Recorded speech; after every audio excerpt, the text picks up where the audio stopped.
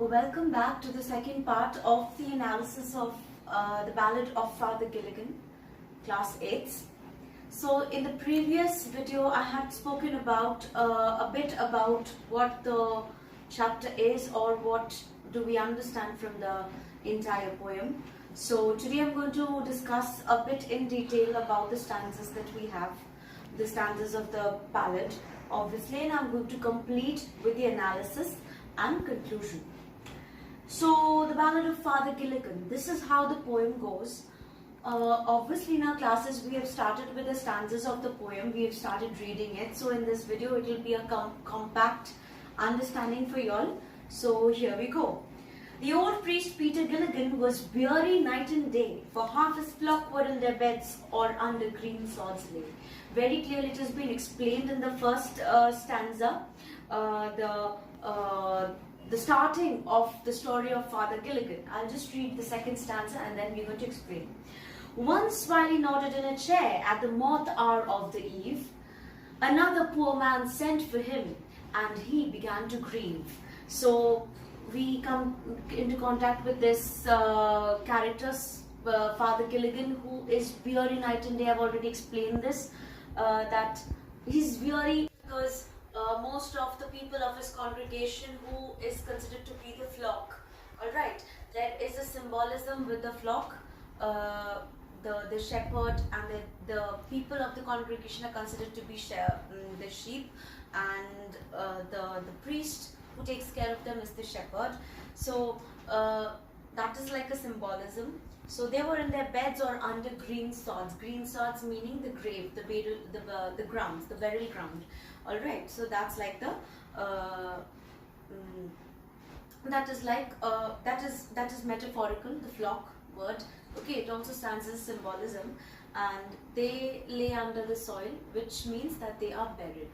Okay, and when he was nodding in a chair, when he was resting, and it was during the moth hour. Now moth hour is, here starts the spiral imagery which continues till the 6th stanza. Alright, what is the spiral imagery of? This is the spiral imagery of time. It is known as spiral because you can understand there is a cycle that keeps on occurring. Okay, so moth hour of the evening, where moth hour, because that is when the moths come in. It is very essential to this poem because we get to know about the Irish countryside, and there people were so poor that they did not even have they did not own watches or clocks. So by the entry and the exit, by the entry of the moths, they came to know about the time of the day. So that is why moth hour is very essential to this poem, because it presents the Irish life. And so the poor man was called, a poor man called him another poor man. So obviously the economical condition was not so good, and he began to grieve because he had to go for it another time, and he did not have any rest at all. He must be tired and weary the entire day, and then he had to go and pray as well. That's why there is an outburst coming out from this good man. We've already discussed about this in the first video. I have no rest, nor joy, nor peace, nor for people die and die. And after cried he, God forgive, my body spake, not I. He knelt, and leaning on the chair, he prayed and fell asleep, and the moth hour went from the fields, and stars began to peep. So Father Gilligan has this outburst where he says that, Father, I cannot take it anymore. I need rest. So after that moment he realizes that this is something he should not have, because he's the priest. He's committed to serve people for God, serve God with his work, with his preaching and everything. And that is why he says, my body spoke of it, not I. My soul is still passionate, but my body is just flesh and blood. So from the second stanza we understand that we have a metaphor out there, which is the moth hour of the evening, that is for evening. The first stanza will have a metaphor.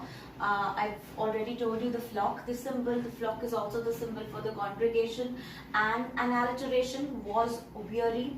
Okay, and an allusion, it's a biblical allusion. the shepherd and the flock reference is a biblical allusion. And in the second stanza you have the mota, which is the metaphor, yes. And in the third stanza you have a repetition, die and die. For people, die and die. It's being emphasized. The grief of the priest is being emphasized out here with die and die. That he can understand their pain and suffering. He's like dying a death along with them. So die and die. And spake over here, that's an archaic word, that is a medieval English word which used to be which was used in case of spoke. Instead of spoke, people used to use the word spake. Alright, we don't do that now. So what he wants to say is that here also it is elusive, because this is also like a fact from the Bible, where the body, I already told you about Jesus grieving in the garden of Gethsemane. Alright, and in the fourth stanza there is a metaphor again because of the moth hour. And we have an imagery out here, that is, we are continuing with the tradition or the trend with spiral imagery, where the moth hour is coming, the night is coming, and then it goes away. And night fell, the stars began to peep. Obviously this is a visual imagery that you can understand. Stars began to peep, meaning night had befallen. Then slowly into millions grew, and leaves shook in the wind, and God covered the world with shade and whispered to mankind. Upon the time of sparrow chirp, when the moths came once more, the old priest Peter Gilligan stood upright on the floor, and the stars grew into millions. There are a lot of stars in the sky that day. It was dark, but there was light, there was hope. And what was the hope? Whenever mankind is in distress, whenever mankind is in the dark phase of their lives, God is closest to them, and God whispered to mankind. Okay, so then upon the time of sparrow chirp again morning, that is an imagery for morning. When the moths came once more, continuing with the trend of spiral imagery. Okay, the old priest Peter Gilligan, he stood upright on the floor and he just woke up. After 24 hours, he spoke up. He stood up. He was awake. All right. So the spiral imagery of time, it indicates, here we end with it, because after that we have the rising action. We don't have the imagery anymore of time. It expresses the human condition. Alright, the poor condition of the Irish countryside has been brought up with this imagery to show that they were not in a good state regarding the time of their lives.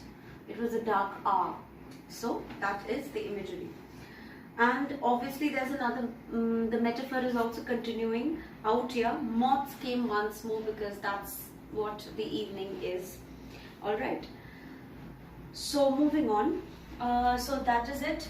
In the fifth and sixth stanzas, still the fifth and sixth stanzas, we continue with the imagery that started in the second stanza. Alright, so that's it. Now moving on. Mavron, Mavron, the man has died while I slept in the chair. Okay, Mavron, Mavron, the man has died while I slept in the chair. He roused his horse out of its sleep and rode with little care. He rode now as he never rode. By rocky lane and fen, the sick man's wife opened the door. Father, you come again? Mavron, Mavron, it's like a word, that you swear in Irish. It is an expression of grief. It's the Irish is Mobron, okay, and that is how the English would say the word. So it's Mavron, Mavron, okay. So it is repeated in order to show the concern and that is there in father's heart, along with his sincerity towards the folk, towards the Irish folk, the people. Okay, and he took his horse and he hurried down the road. All right. So what we understand, when the morning comes, why did he say Mavron, Mavron? Because he's grieving, he's anxious because he did not do his duty. So out of grief, he screams Mavron, Mavron. He hurries through the woods, through the countryside. When he rides along, we understand that he's in the countryside. Once again, we have the scenic beauty of the Irish countryside. Okay, those are imageries as well. Okay, rode with little care. You see, there is like a repetition in these lines. Rode. Okay, we have he rode in the seventh stanza. In the last line, we have the road. We have rode written, and in the starting of the eighth, he rode now as he never rode. It's like a continuation that's going on. Okay, it's like a continuation that shows how concerned the priest was. So he rode in such a manner that he never had ridden, he never did ride in that manner. By rocky lane and fen. Fen is the fern. Okay, it's a low flat land. That's a fen. Okay, and he came up upon the sick man's door, and his wife opened again, and she was surprised to see him. That, Father, you've come the second time. It's your second visit. But definitely, it's like Olympus has fallen for the priest. He did not know what's going on. How is it a second visit? He's coming there for the first time. And then what does he ask? And is the poor man dead? He cried. He died an hour ago. The old priest, Peter Gilligan, in grief swayed to and fro. There's no stopping him. He is so sorrowful. He is so grieved that he sways to and fro. It's like he's about to faint, that he has not done his duty. He couldn't be in support of that man. He couldn't give his warmth. He couldn't extend his support to that man. Therefore, he sways to and fro. Obviously, we can see imageries out here. Moving on to the next stanza. When you were gone, he turned and died, as merry as a bird. The old priest, Peter Gilligan, knelt at him at that word. He knelt him at that word. He who hath made the night of stars for souls who tire and bleed, sent one of his great angels down to help me in my need. So, Peter Gilligan, he understands what is the implication of the lady's words. Alright. He becomes genuinely distressed, and that is why he asks, what happened to the man? Did he die? He was genuinely distressed. But then at that time when she replied to him, answered to him, he understood the implication. What did actually happen? What a miracle, or what a magical thing had happened. How did the man die? He died peaceful, as free as a bird, as merry. Merry means happy. But as a bird, this is a simile, obviously, in the 10th stanza. A bird is always symbolized with freedom. So whenever we say as free as a bird, but as merry as a bird, obviously he's freed from all the sufferings, all the pains that were there, that was there in his life. So that is the reason why it's been compared to a bird. He's been compared to a bird that he has left for his heavenly abode. He has died.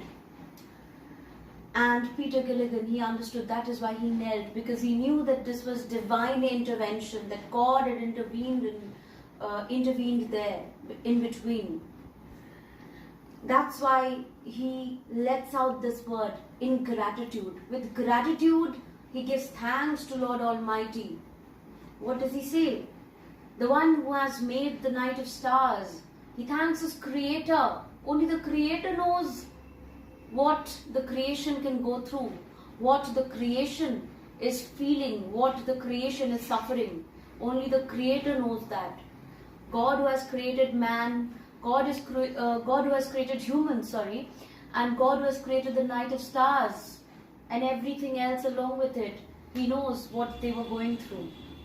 So this is an allusion from facts from the Bible. So biblical allusion. For souls who tire and bleed, people who really are in pain, in suffering, only to them he sends his help, because he knows that these people, his children are faithful, the ones who are faithful, who tire and bleed for the God, for Lord, for his work. He sends his angels to them. Night of stars over here is another metaphor. It stands for peaceful death. Death is itself like night, dark and gloomy. But if you have stars twinkling in that, it means there is something good in it. And when can death be taken as something good, a good moment, a happy moment? Only if the person was suffering a lot because of a fatal disease, a fatal wound, would finally die in peace. So peaceful death is like a night of stars, a dark night where stars can be found, where twinkling stars can be found. And then he exclaims, "He who is wrapped in purple robes." So these are the characteristic features of God that he expresses. He who hath made the night of stars, he who is wrapped in purple robes. God doesn't only give you happiness, peace. He's also made the night. And when people find that, when they find themselves in a dark phase in the night, that is when they look for God. And God, he exclaims that the one who is wrapped in purple robes out here is a symbol for the king. A king is always dressed in purple robes. Purple is the royal color. And this is a reference to Jesus, who is his Lord, his King. So in Christian faith, God is given the identity of a king, of a good king who looks after his subjects well, who takes care of all his subjects. So Jesus over here is the king. When he was crucified, it was written, "The King of the Jews." Mockingly, it was written on his cross, "The King of the Jews." And here he was. He exclaims that Jesus is the real king. With planets in his care, he takes care of the planets. Had pity on the least of things, asleep upon a chair. I, whose flesh and blood had given up, who was not passionate enough to go to that man in his dying hour, in spite of all my commitments. I'm talking about Father Gilligan as his mouthpiece. I, who was the least of things, who is considered to be the least of things, he had pity on me. He had pity on a human like me, because I shirked off my duty. I did not take up that work. And I was someone who couldn't glorify him at that time. But in spite of that, he saw my faithfulness and he rewarded me accordingly. So that he felt, that was his gratitude towards God because of the miracle that he had done. He had sent help. And that is another way in which Father Gilligan and all the people around him could experience the love and mercy of their Lord. So this is the idea, the main ideas presented in the poem.